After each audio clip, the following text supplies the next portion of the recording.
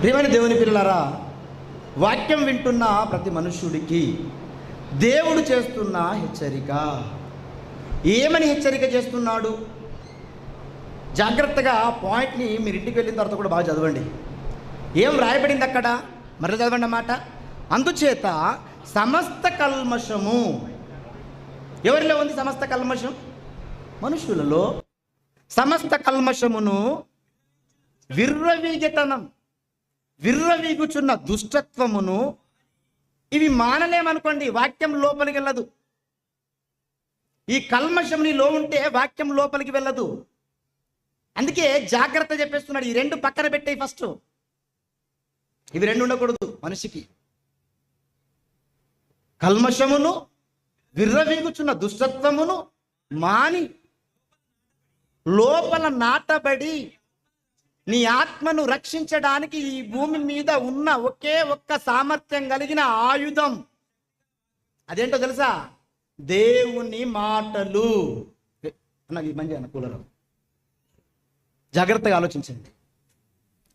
శక్తి గలది ఏంటి? మనిషిలో ఉండి మనిషిని కదిలింప చేస్తున్న ఈ ఆత్మను కాపాడుటకు, ఈ శరీరాన్ని, ఈ ఆత్మను రక్షించుటకు శక్తి కలిగినదేంటి? కేవలం వాక్యం. ఆ వాక్యాన్ని చాలా శ్రద్ధగా వినాలి, చాలా భయముతో వినాలి. చెబుతున్న వ్యక్తిని బట్టి ఎప్పుడు చూడకూడదు.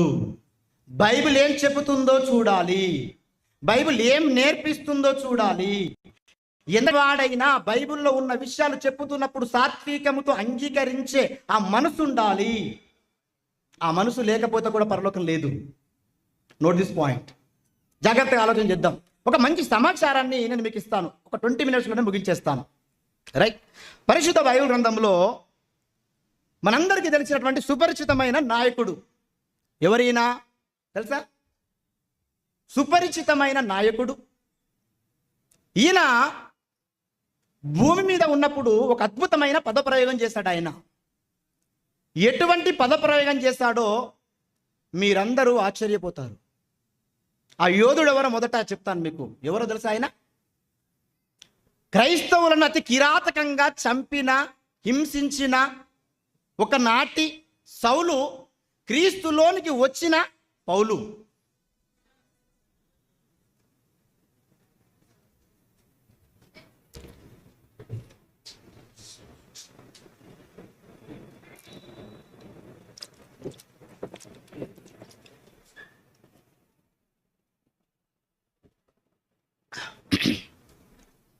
క్రీస్తులోనికి వచ్చిన ఒక వీరుడు, ఒక యోధుడు పౌలు గారండి.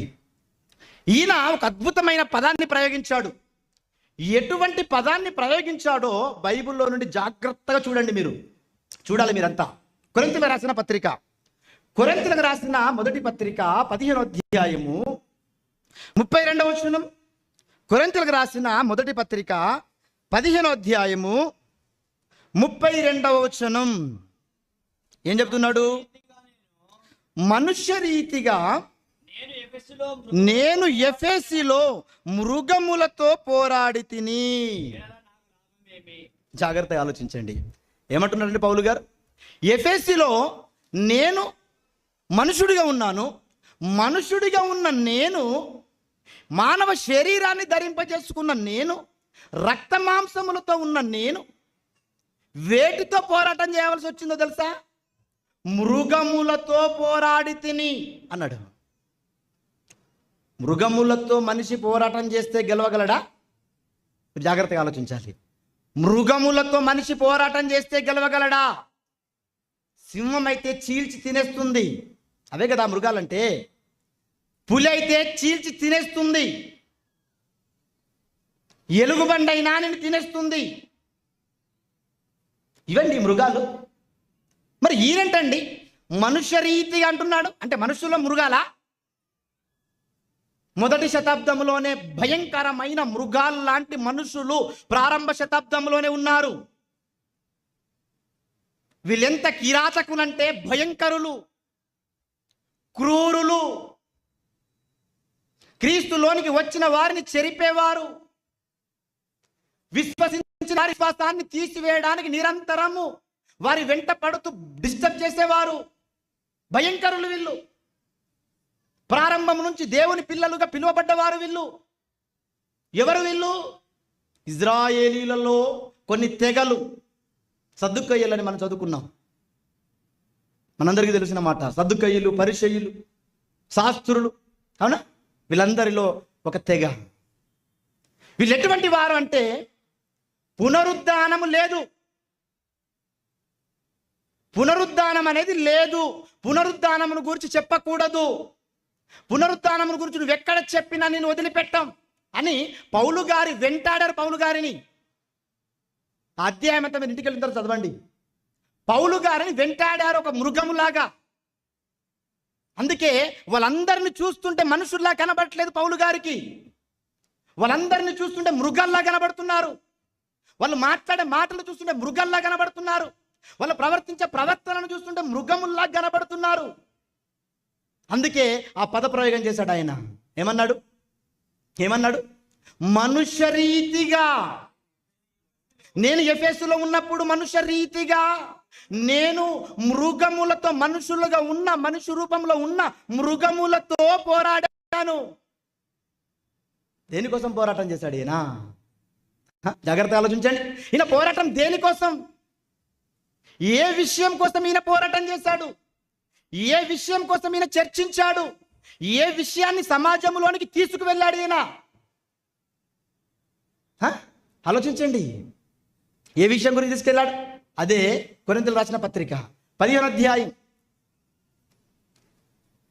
కొరింథీయులకు రాసిన మొదటి పత్రిక 15వ అధ్యాయము 3వ వచనం నుండి చదవండి ఒకసారి. 3వ వచనం నుండి. అందరూ ఆత్మ సంబంధమైన 3వ వచనం 15వ అధ్యాయము 3వ వచనం ఏం రాయబడింది అక్కడ? నాకు ఇవ్వబడిన ఉపదేశం ఒకటి ఉంది. ఎవరిచ్చారు ఈ ఉపదేశం? పౌలు గారికి ఎవరిచ్చారు ఈ ఉపదేశాన్ని?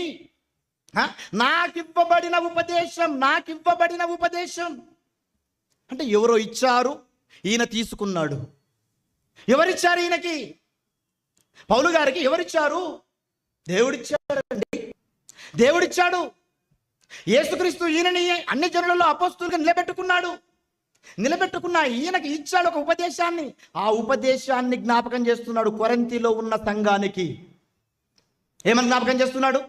నాకివ్వబడిన ఉపదేశం, నాకు ఉపదేశం ఇవ్వబడింది. ఏంటయ్యా ఉపదేశం అంటే? చెప్తున్నాడు కంటిన్యూషన్లో. ఏమంటున్నాడు? చదవండి. అదేంటంటే లేఖనముల ప్రకారం క్రీస్తు మన పాపముల నిమిత్తం మృతి పొందాడు, సమాధి చేయబడ్డాడు. లేఖనముల ప్రకారం 3వ దినాన తిరిగి లేపబడ్డాడు. ఇదే ఇవ్వబడింది పౌలు గారికి. అవునండి, ఇదే ఇవ్వబడింది. ఈ మాటలు ఇవ్వబడ్డాయి పౌలు గారికి. అందుకే పౌలు గారు ఈ మాటలని తన భుజస్కంధాల మీద మోసుకొని కొరింథీ పట్టణానికి వెళ్ళిపోయాడు. మన పాపముల కోసం యేసు మృతి పొందాడు, మన పాపముల కోసం సమాధి చేయబడ్డాడు, మన పాపాల కోసం తిరిగి లేచాడు అని పౌలు గారు సమాజంలోనికి వెళ్ళి చెబుతుంటే పౌలు వారి మీద తిరుగుబాటు ఆరంభమైపోయింది. ఏం ఆరంభమైంది? తిరుగుబాటు. ఒక సేవకుని తిరుగుబాటు అయిపోయింది. ఎటువంటి తిరుగుబాటు ఆరంభమైపోయింది? చూడదు. పునరుద్ధానం, తిరిగి లేచాడు అని నువ్వు చెప్పకూడదు. అది లేదు, మేము నమ్మము. ఎంత తీవ్రంగా చెప్తున్నారు వీళ్ళు, ఆలోచించండి. నమ్మము అని ఎంత తీవ్రంగా చెప్తున్నారు. ఈ అధ్యాయం అంతా కూడా అదే ఉంటుంది. పునరుద్ధానం గురించి మాట్లాడతాడు దేవుడు. జాగ్రత్తగా ఆలోచించండి. ఏమైంది దేవుని వారులారా? చెప్పకూడదు అనడం వల్ల నష్టం ఎవరికి వాటిల్లింది? చెప్పకూడదు అనడం వల్ల ప్రమాదం ఎవరికి? మా దగ్గరికి రావద్దు అనడం వల్ల ప్రమాదం ఎవరికి? మీ మాటలు మాకు చెప్పొద్దు అనడం వల్ల ప్రమాదం ఎవరికి? చెప్పేవాడికా ప్రమాదం? నో, దాన్ని ఎత్తిస్తున్న వాడికి ప్రమాదం, దాన్ని వద్దన్న వాడికి ప్రమాదం. తిరుగుబాటు చేసిన వాడికి ప్రమాదం. ఆలోచించండి, ఎటువంటి విషయాలు చెబుతున్నాడు పౌలు గారు, ఎటువంటి విషయాల మీద ఆయన తిరుగుబాటు చేస్తున్నారు ప్రజలంతా. చెప్పొద్దు చెప్పొద్దు చెప్పొద్దు. ఇంకా ఆయన రంగంలోకి దిగిపోయాడండి. దిగిపోయి మాట్లాడుతున్నాడు. ఎలాంటి మాటలు మాట్లాడుతున్నాడో తెలుసా? అమాయకులు మీరు అంత అన్నట్టుగా మాట్లాడుతున్నాడు ఆయన. అదే అధ్యాయంలో ఒక అద్భుతమైనటువంటి మాట రాయబడింది, చూద్దాం ఏమంటున్నాడు. అదే 15వ అధ్యాయం 20వ వచనం, 15వ అధ్యాయము 20వ వచనములో, ఇప్పుడైతే నిద్రించిన వారిలో ప్రథమ ఫలము క్రీస్తు మృతులలో నుండి లేపబడి ఉన్నాడు. క్రీస్తు మృతులలో నుండి లేపబడ్డాడు. మృతులలో నుండి లేపబడ్డాడు. ఎలా లేపబడ్డాడు ఆయన? ప్రథమ ఫలముగా లేపబడ్డాడు అని ఈ పునరుద్ధానం గురించి మాట్లాడుతూ ఇందాక చదువుకున్నటువంటి మాటలో అక్కడ కంటిన్యూషన్ ఒక పదం వాడాడు చూడండి. అదే 15వ అధ్యాయము 32వ వచనములో, కొరింథీయులకు రాసిన మొదటి పత్రిక 15వ అధ్యాయము 32వ వచనం, మనుష్య రీతిగా నేను ఎఫెసులో మృగములతో పోరాడిన ఎడల నాకు లాభమేమి? మృతులు లేపబడని ఎడల రేపు చనిపోదుము. కనుక తిందము త్రాగుదము మోసపోకుడి. ఆ పదం చూడండి జాగ్రత్తగా. ఏమన్నాడు? మృతులు చనిపోయారు, తిరిగి లేపబడకపోతే నేను చేస్తున్న పనికి ఫలం లేదు, నేను విశ్వసించిన విశ్వాసానికి అర్థం లేదు. క్రీస్తు లేపబడకపోతే నేనెందుకు సువార్తికునయ్యాను? క్రీస్తు లేపబడకపోతే నేనెందుకు లేచాడని చెప్తున్నాను? క్రీస్తు లేపబడకపోతే సమాజంలోనికి సమాచారం నేను ఎందుకు తీసుకువెళ్తున్నాను? క్రీస్తు లేపబడ్డాడు, క్రీస్తు లేచాడు అని చెప్పుతూ కింద ఒక పదం వాడాడండి. ఏమన్నాడు పదం? మోసపోకుడి. అంటే మోసం చేసుకుంటున్నారా వీళ్ళే? ఎస్, మోసం చేసుకుంటున్నారు. మీరు జాగ్రత్తగా ఆలోచించాలి. ఎలా మోసం చేసుకుంటున్నారు వీళ్ళు మోసం ఎలా చేసుకుంటున్నారు? ఇలా మోసం వీళ్ళు ఎలా చేసుకుంటున్నారంటే, మా దగ్గరికి వచ్చి పునరుద్ధానం గురించి చెప్పొద్దు. చరిత్రలో చనిపోయిన ఎవరైనా లేచారా? లేవలేదు. మరి లేవనప్పుడు ఇప్పుడు యేసు లేచాడని నువ్వెలా చెప్తావు? చెప్పడానికి వీలు లేదు. కానీ చరిత్రలో ఎవరు లేవలేదా? లేచారా లేవలేదా? మిమ్మల్ని అడుగుతున్నాను పాయింట్. చరిత్రలో ఎవరైనా లేచారా లేదా?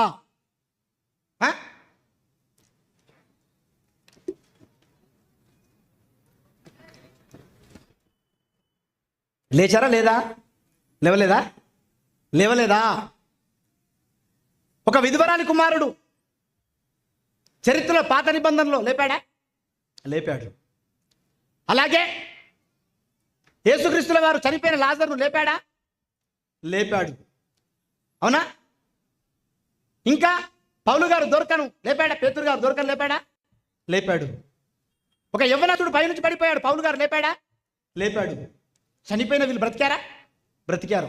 ఒక టాప్ సీక్రెట్ చెప్తాను మీకు ఈరోజు. ఒక మంచి సీక్రెట్, ప్రపంచ న్యూస్ ఇది.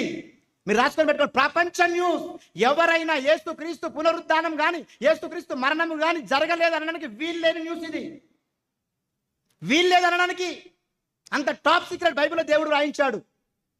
చూడండి ఒకసారి మత్తయి సువార్త 27వ అధ్యాయము 52వ వచనం. మత్తయి సువార్త 27వ అధ్యాయము 52వ వచనం. ఏం రాయబడింది అక్కడ? క్షమించండి, మత్తయి సువార్త లేదా 27, మత్తయి సువార్త 27. జాగ్రత్తగా వినాలి మీరు. ఏం రాయబడింది? 27వ అధ్యాయము 52వ వచనం. తొందరపాటు ఎక్కువండి, వినరండి, జాగ్రత్తగా వినాలండి. రెఫరెన్సులు లేదా? 27వ అధ్యాయము 52వ వచనం. సమాధులు తెరవబడెను. నిద్రించిన, జాగ్రత్తగా అండర్లైన్ చేయాల పాయింట్. నిద్రించిన అనేక మంది పరిశుద్ధుల శరీరములు లేపబడ్డాయి. సమాధులు తెరవబడ్డాయి. అనేకులైన పరిశుద్ధుల శరీరములు లేచాయి. ఎప్పుడు ఎప్పుడు లేచాయి? యేసుక్రీస్తు మరణించిన దినం, యేసుక్రీస్తు చనిపోయిన రోజు అండి. యేసుక్రీస్తు చనిపోవటానికి, చనిపోయి పాతిపెట్టబడిన శరీరాలకి, యేసుక్రీస్తు చనిపోయిన రోజు ప్రకృతి స్తంభించడానికి, వీటన్నిటికీ ఉన్న సంబంధాలు ఏంటి? ప్రకృతికి యేసుకి సంబంధం ఏంటి? చనిపోయిన యేసుకి సమాధి చేయబడ్డ, ఎప్పుడో సమాధులు చేయబడ్డ ఈ సమాధులకి ఉన్న సంబంధాలు ఏంటి? ఎందుకు లేపబడ్డాయి? ఆలోచించండి. తెలియదండి ఎవరికి. కానీ ఏం రాయబడింది? కంటిన్యూషన్లో మళ్ళీ చదవండి మాట. సమాధులు తెరవబడెను, నిద్రించిన అనేక మంది పరిశుద్ధుల శరీరములు లేచాయి. లేచి అలా వెళ్ళిపోయారా? అలా లేచాయి, అలా వెళ్ళిపోయారా? ఏం రాయబడింది? లేచి వెంటనే వెళ్ళిపోయినట్టుగా లేదు. ఏం రాయబడింది ఇంకా కంటిన్యూషన్లో? వారు సమాధులలో నుండి బయటకు వచ్చి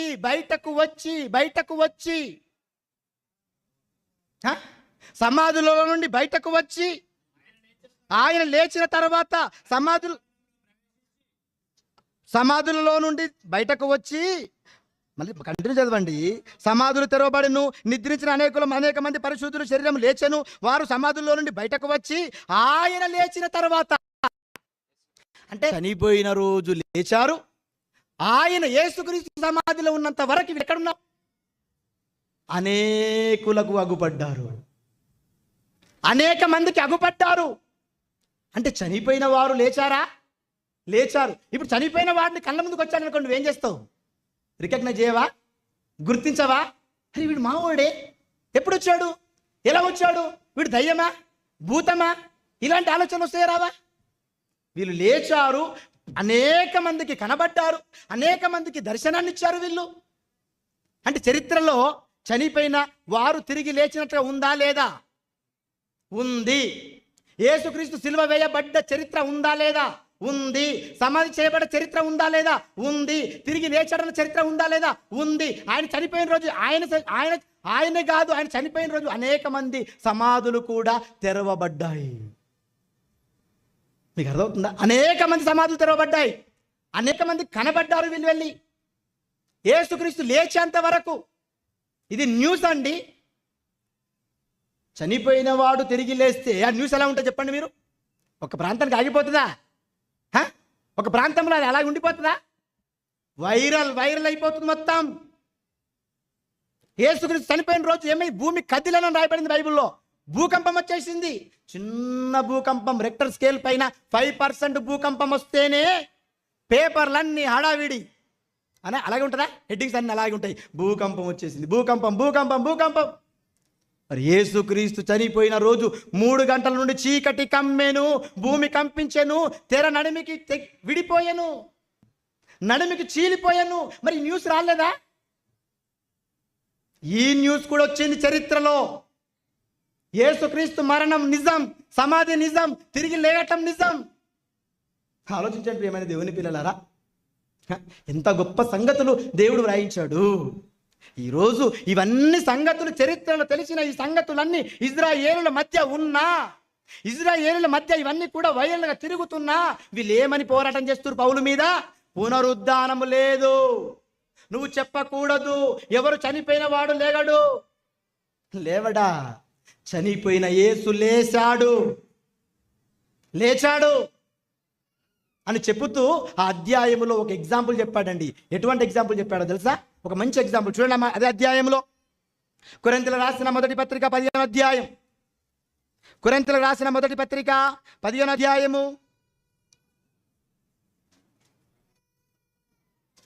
35వ వచనం. కొరింథీయులకు రాసిన మొదటి పత్రిక 15వ అధ్యాయము 35వ వచనం. అయితే మృతులేలాగు లేతురు, వారెట్టి శరీరముతో వత్తురని ఒకడు అడుగును. అడిగేవారు వచ్చేస్తారు, సొసైటీలో చాలా మంది ఉంటారు, అందుకే ఎలా లేస్తారని ఒకడు అడుగుతాడు. కాబట్టి ముందే చెప్తున్నాను నేనని చెప్పేసి పౌలు గారు వివరిస్తున్నాడు. ఏమంటున్నాడు? ఓ అవివేకి, నీవు విత్తినది చచ్చితేనే గాని బ్రతికింపబడదు కదా.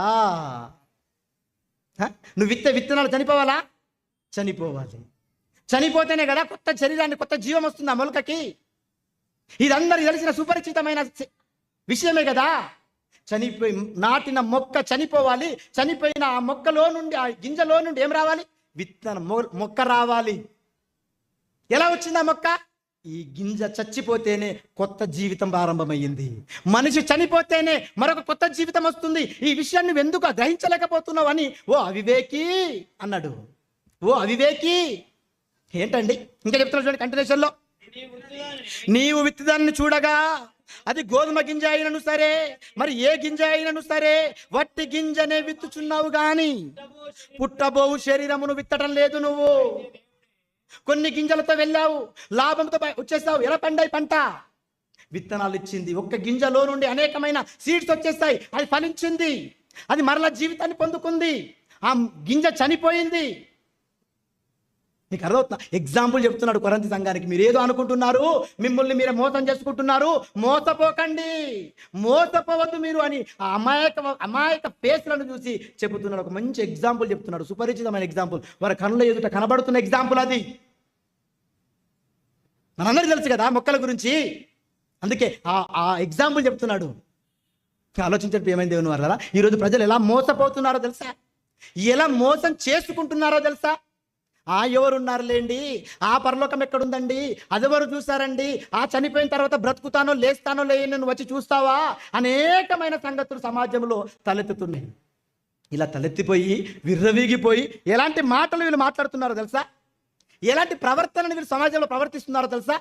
యెషయా గ్రంథం చూడండి, యెషయా గ్రంథము 22 అధ్యాయము 13-14 వచనాలు.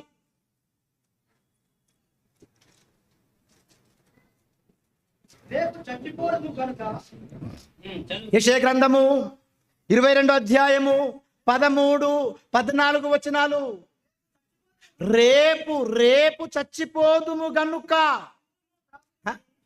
రేపు చచ్చిపోతాడా మనిషి? రేపు చచ్చిపోతాడా? ఆలోచించండి. ఎలాగండి చెప్పగలుగుతున్నాడు? రేపు చచ్చిపోతా అంటే మనిషి జీవితానికి గ్యారంటీ లేదండి. ఇక్కడ ఇలా ఉండి వాక్యం వింటున్న మీరు తిరిగి క్షేమంగా ఇంటికి వెళ్ళేంత వరకు గ్యారంటీ లేని జీవితాలు మనవి. ఎసార్నో? అవునా కాదా? అవును. కాబట్టి ప్రియమైన దేవుని పిల్లలారా, మీరు జాగ్రత్తగా ఆలోచించండి. ఒక చిన్న డిస్టర్బెన్స్ అండి. దైవజనులు మరి ఎక్స్ ప్రెసిడెంట్ గారు ఏజి జోసెఫ్ అన్న గారిని సాధారణంగా వేదికపైకి రావాల్సిందిగా మనవి చేస్తూ ఉన్నాం. నిజామాబాద్ టీయూపీఏ ఎక్స్ ప్రెసిడెంట్ గారు, మరి దైవజనులు, మా ఆత్మీయులు, మా అన్నయ్య, వారిని సాధారణంగా వేదికపైకి వస్తుండగా మన కరతాళ ధ్వనుల మధ్య ఆనందాన్ని వ్యక్తం చేద్దాం.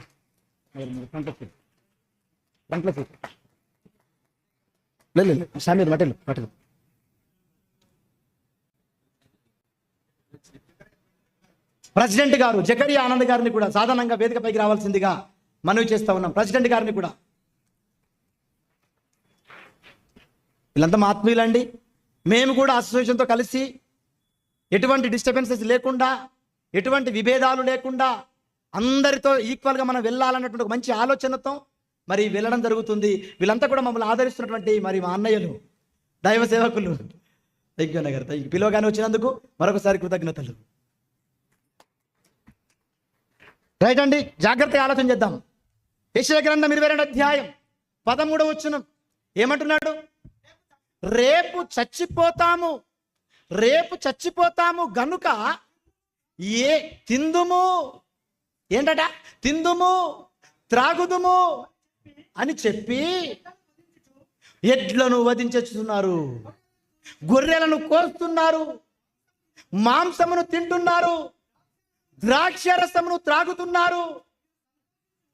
వీరు సంతోషించి ఉత్సహించుచున్నారు. ఏంటండి? ఎందుకండి సంతోషం? ఎందుకండి ఈ ఆనందం? ఎప్పుడండి సంతోషించాలి మనిషికి ఎప్పుడండి సంతోషం కావాలి?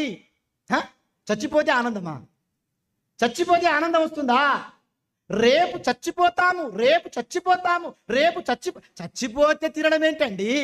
చచ్చిపోతామని తెలిసిన వాడు బాధపడాలి కదా, చచ్చిపోతామని తెలిసిన వాడు ఏడవాలి కదా, చచ్చిపోతామని తెలిసిన వాడు కుటుంబాన్ని జాగ్రత్త చేసుకోవాలి కదా. ఈ తినడం ఏంటి, ఈ తాగడం ఏంటి? ఆలోచించండి. ఎలా మారిపోయిందో తెలుసా సమాజం? భయంకరులుగా, క్రూరులుగా, దొంగలుగా, మోసగాండ్రుగా తయారైపోయారండి. గౌరవాలు లేవు, విలువలు లేవు. తల్లి అంటే వద్దు, తండ్రి అంటే వద్దు, అన్నంటే వద్దు, అక్కంటే వద్దు, చెల్లంటే వద్దు, ఎవరు వద్దు. ఎంత కిరాతకంగా తయారైపోయారో మనుషులు జాగ్రత్తగా ఆలోచించాలి. ఏం చెప్తున్నాడు? చూడండి, తిందాం, రేపు చనిపోతాం కనుక తిందాం, త్రాగుదాం, గొర్రెలను కోయచ్చు, ఎట్లను కోయచ్చు, ద్రాక్షరసమును తాగుతూ సంతోషించి ఉత్సాహం చేస్తున్నారు, ఉత్సాహిస్తున్నారు. ఎలా మోసపోతున్నారో మీరు ఆలోచించండి. చూడండి, తాగి ఎలాంటి వింతలు చేస్తారో సొసైటీలో ఒక క్లిప్ చూపిస్తాను మీకు. చూడండి, రెడీ చేస్తున్నారు మన వాళ్ళు. చూసుకుందాం మరొక మంచి మాట. 50వ అధ్యాయం యెషయా గ్రంథము 50వ అధ్యాయము 12వ వచనం. యెషయా గ్రంథము 50వ అధ్యాయము. వారు ఇలా అందురు, ఏమంటారట వీళ్ళు? 50వ అధ్యాయము 12వ వచనం. వారిట్లందురు, నేను ద్రాక్షరసమును తెప్పించుదును. ఏంటట? చూడండి ఎలా ఉంటుందో తెలుసా వీళ్ళ వీళ్ళ వీళ్ళ వీళ్ళ ఆకతాయితనాలు ఎలా ఉంటాయంటే, నేను తెప్పిస్తాను, నీకేంటి బాధ? నేను త్రాగిపిస్తాను, నీకేంటి బాధ? నేను పిలుస్తున్నాను, నీకేంటి బాధ రావడానికి? రా, కూర్చో, నాయే డబ్బులు, నేనే బ్రాండ్స్ తెప్పిస్తాను, బాగా తాగు, ఎంజాయ్ చేద్దాం, రా అని పిలుస్తారంట వీళ్ళు. మీకు అర్థమవుతుందా? ఏమంటుంది చూడండి, మళ్ళీ అన్నమాట. వారు ఇలా అందురు, నేను ద్రాక్షారసమును తెప్పించేదను. మనము మద్యము నిండారులుగా ఉండునట్లు. అబ్బా, నిండారులుగా ఉండునట్లు అంటే పీకలు దాకా తాగేయాలి. నిండారుగుండునట్లు త్రాగుదుము. ఇప్పుడు చూడండి, నిండారుగుండి త్రాగిన వాళ్ళ పరిస్థితి ఎలా ఉంటుందో చూడండి. వీళ్ళు జెన్స్ అనుకోకండి, మన ప్రియామణులు చూడండి ఎంత అద్భుతమండి. అబ్బా, వాటే వండర్ఫుల్ అండి. చూడండి, కనబడుతుందా? డిస్ప్లే అవుతుందా మీకు? ఏం చేస్తున్నారు వాళ్ళు? ఇంటి ఇల్లాలు. అర్థమవుతుందా?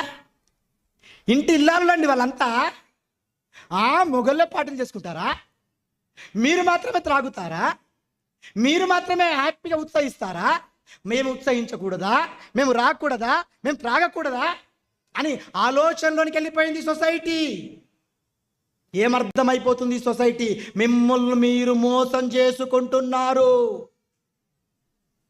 మిమ్మల్ని మీరే పాడు చేసుకుంటున్నారు, మీకు మీరే ఉత్తరవాదులుగా తయారైపోతున్నారు.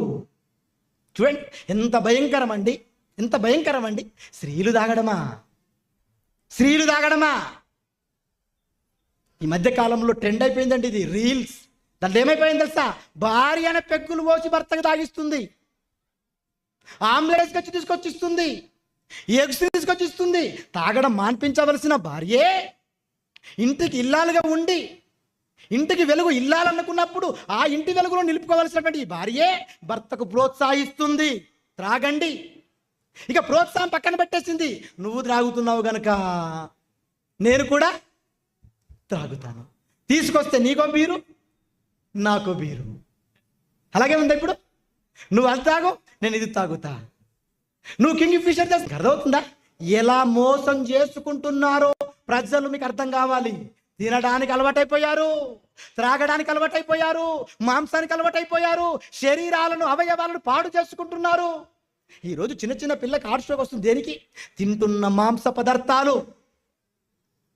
ఆలోచించండి ఏమైనా దేవుని పిల్లలారా, ఎలా మోసం చేసుకుంటున్నారో మీకు అర్థం కావాలి. ఇంకా చూడండి, అదే అంటే కంటిన్యూషన్ ఇంకొక పద ప్రయోగం వాడబడింది చూడండి. ఈరోజు అద్భుతమైన విందు చేసుకున్నాం కదా, డబ్బులు నాయే, నేను పిలవగానే వచ్చారు, పీకల దాకా బాగా త్రాగారు, బాగా ఎంజాయ్ చేశారు. అయితే రేపు కూడా నేనేం చేస్తానో తెలుసా? రేపు కూడా నేను మరలా విందు చేపిస్తాను మీకు. మరలా మీరు రండి, మరలా రండి, మరలా నేను తెప్పిస్తాను. ఇగో ఈ రోజు ఎలాగైతే ఎంజాయ్ చేస్తామో, పీకల దాకా తాగామో, రేపు కూడా అలాగే ఉంటుంది, రేపు కూడా అలాగే త్రాగుదాము. ఏమర్థమైంది సొసైటీకి? ఆలోచించండి ప్రియమైన దేవుని పిల్లలారా, భయంకరులుగా తయారైపోయారు. మరొక మంచి మాట బైబిల్లో నుంచి చూపిస్తాను. లూకా సువార్త 12 అధ్యాయము 19వ వచనం. లూకా సువార్త 12 అధ్యాయము 19వ వచనం. ఇక్కడ ఒక సుపరిచితమైన మనిషి అండి వీడెంత తెలివైనోడంటే నిజంగా చాలా తెలివి గలవాడండి వీడు. ఎటువంటి తెలివో చూడండి ఒకసారి.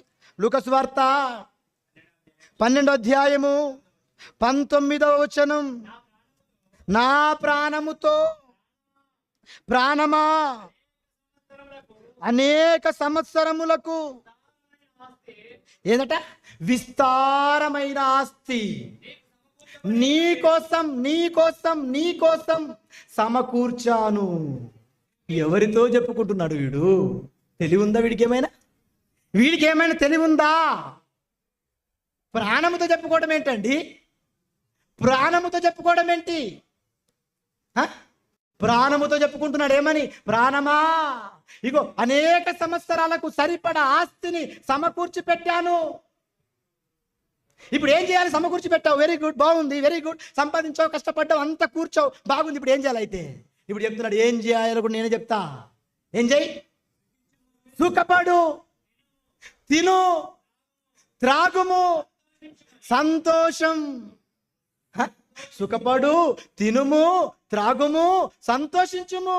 సుఖపడుము, తినుము, త్రాగుము, సంతోషించుము. ఈ 4 పాయింట్స్ ఈరోజు ప్రపంచాన్ని వెళ్తున్నాయి. మీకు అర్థమవుతుందా? ఇవేనా? ఇంకా వేరే ఉన్నాయా? ఇవే పాయింట్స్ ఉన్నాయి. సుఖపడు, నీకు ఇష్టం వచ్చింది తిను, నో అభ్యంతరం. ఏది పడితే అది తిను, ఎట్లా పడితే అట్లా తిను. దరిద్రం ఏంటంటే భోజనాల పోటీలు అండి. మధ్యకాలంలో ఫుడ్ ఎలా తినాలో పోటీ పడుతున్నారు. వాళ్ళ తినే తిండి చూస్తుంటే అసహ్యం వేస్తుంది ప్రియమైన దేవుని పిల్లలారా. భయంకరులుగా సుఖమండి, తినటం. సుఖపడు, తిను, త్రాగు, సంతోషించు, ఉత్సాహించు. ఎలా మోసం చేసుకుంటుందో ఆలోచించండి ప్రపంచం. తప్పు. నీ పాపాల కోసం యేసు మరణించాడు, తిరిగి లేచాడు. ఈ విషయాన్ని అనేక సభల ద్వారా, అనేక కార్యక్రమాల ద్వారా, అనేకమైన ప్రోగ్రామ్స్ ద్వారా తెలియపరచబడుతుంది. అయినా నువ్వు మారడం లేదు అంటే నిన్ను నీవే మోసపరుచుకుంటున్నావు. వీడు అలాగేనండి, వాడే మోసపరుచుకుంటున్నాడు. మీరు జాగ్రత్తగా ఒక పాయింట్ చెప్తాను, ఇక్కడ ఆలోచించండి. తన ప్రాణముతో ఏం చెప్తున్నాడు ఈయన? అనేక సంవత్సరాలకు సరిపడా ధాన్యాన్ని నేను సమకూర్చాను. అయితే నువ్వేం చెయ్యు? తిను, త్రాగు, సుఖించు, సంతోషించు. అవునా? ఇప్పుడు ఈ సంపదంతా ఎవరిది? వేరే వాడిదా? ఇతందా? ఏమైనా అక్రమంగా సంపాదించాడా? వీడి సంపదన వీడు తినడం నేరమా? వీడి కష్టాన్ని వీడు తినడం నేరమా? వీడి డబ్బులతో వీడు సుఖపడడం నేరమా? ఆలోచించండి. వీళ్ళ డబ్బు ఉంది, ధాన్యం ఉంది, అన్ని ఫెసిలిటీస్ వీడి దగ్గర ఉన్నాయి. అయితే వీడిది వీడు తినడం నేరం ఎందుకు అవుతుంది? వీడిది వీడు అనుభవించడం నేరం ఎందుకు అవుతుంది? అది మన దృష్టిలో నేరం కాదు, కానీ దేవుడి దృష్టిలో అది నేరం. ఎందుకు నేరమో తెలుసా? నీకు డబ్బు ఉన్నా, నీకు సిరి సంపదలు ఉన్నా, నీకు ఏది ఉన్నా కూడా అది దేవుడి కోసం నువ్వు ఖర్చు చేయాలి. నీ వస్తువులతో సహా ఖర్చు చేస్తున్నావా? ఈరోజు ఎవరండి ఖర్చు చేస్తున్నారు? ఖర్చు చేస్తున్నారా? దేవుని నమ్మకపోవటమే నేరం. ఇంకా బాగా చెప్పాలంటే దేవుణ్ణి నమ్మకపోవటమే నేరం, పాపం. శిక్ష ఊరికి కాదు, దేవుని నమ్మనందుకే శిక్ష. మీకు అర్థమవుతుందా? ఈ పరిస్థితి అదే విడిది. దేవుని నమ్మనందుకే శిక్ష. ఇంకొక పాయింట్, ఇటువంటి సందర్భం మనందరికీ తెలిసిన సుపరిచితమైన సందర్భం. ధనవంతుడు లాజరు. ధనవంతుడు ఏమైనా మోసాలు చేశాడా? వాడి డబ్బుతో వాడు సుఖం అనుభవించాడు, వాడి డబ్బుతో వాడు లగ్జరీగా ఉన్నాడు, వాడి బట్టలతో వాడు కొనుక్కొని నారవస్త్రాలు వేసుకున్నాడు. వాడి జీవితకాలం మట్టుకు వాడికి ఇష్టం వచ్చినట్లుగా వాడు బ్రతికాడు. అలా బ్రతికినందుకు వాడికి ఏం పడింది? శిక్ష పడింది. ఎక్కడుండి కేకలేస్తున్నాడు? పాతాళ లోకములో ఉండి, యాతనకరమైన స్థలములో ఉండి కేకలు వేస్తున్నాడు. అంటే నీకిష్టం వచ్చినట్లు నువ్వు సుఖం అనుభవించడం నేరమా? నేరం. ఆలోచించండి ప్రియమైన దేవుని పిల్లలారా, ఏం చెబుతున్నాడండి? ఎంత అద్భుతమైనటువంటి మాటలు చెబుతున్నాడు దేవుడు. ఈ భూమి మీద ఉన్న నిన్ను నువ్వు మోసం చేసుకోకు. అనేక సభల ద్వారా, అనేక ప్రోగ్రామ్స్ ద్వారా సమాచారాన్ని అందిస్తూనే ఉన్నాను. విన్న క్షణం నువ్వు మారిపో. విన్న క్షణము దేవుని అంగీకరించు, విన్న క్షణం క్రీస్తు వైపు చూడు. కానీ ఈరోజు ఎంతమంది చూస్తున్నారు క్రీస్తు వైపు? ఎంతమంది వస్తున్నారు క్రీస్తులోనికి?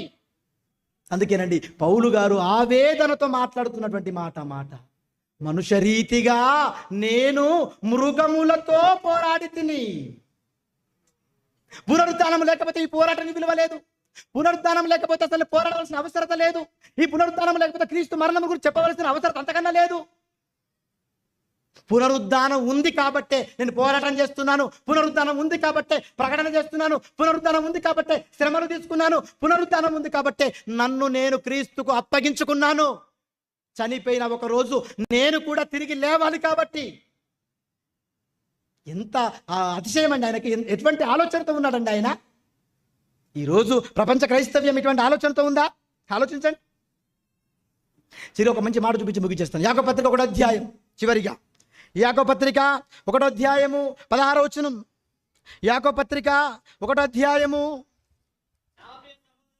16వ వచనం ఏం చెప్తున్నాడు? నా ప్రియ సహోదరులారా మోసపోకుడి. చెప్పేశాడా? వార్నింగ్ ఇచ్చేశాడు. నా ప్రియ సహోదరులారా మోసపోకండి. సమాజంలో ఏదో ఉందనుకుంటున్నావు, ఏదో ఎంజాయ్మెంట్ ఉందనుకుంటున్నావు, ఏదో ఆనందం ఉందనుకుంటున్నావు, ఏదో తిండి ఉందనుకుంటున్నావు, ఏదో త్రాగుడు ఉందనుకుంటున్నావు. ఇవన్నీ చూసి నువ్వు మోసపోతున్నావేమో. మోసపోకండి. లోకంలో ఉన్న వాటిని చూసి మోసపోకండి అని చెబితే ఏమంటున్నటువంటి కంటిన్యూషన్ ఇంకా శ్రేష్టమైన ప్రతి ఈవియు సంపూర్ణమైన ప్రతి వరమును పరసంబంధమైనదై ఈ లోక సంబంధమైనది కాదు. ఇది దేవునికి ఇవ్వబోతున్న ప్రతి ఈవి ఈ లోక సంబంధమైనది కాదు, పరసంబంధమైనదై. జ్యోతిర్మయుడగు దేవుడు తండ్రి యొద్ద నుండి వచ్చును. ఆయన యందు ఏ చంచలత్వమైనను గమనాగమనముల వలనైన కలుగు ఏ ఛాయ అయినను లేదు. ఆయన తాను సృష్టించిన వాటిలో మనల్ని ప్రథమ ఫలముగా ఉండునట్లు సత్యవాక్యము వలన మనలను కన్నాడు. సత్యవాక్యం వలన మనల్ని కన్నాడు.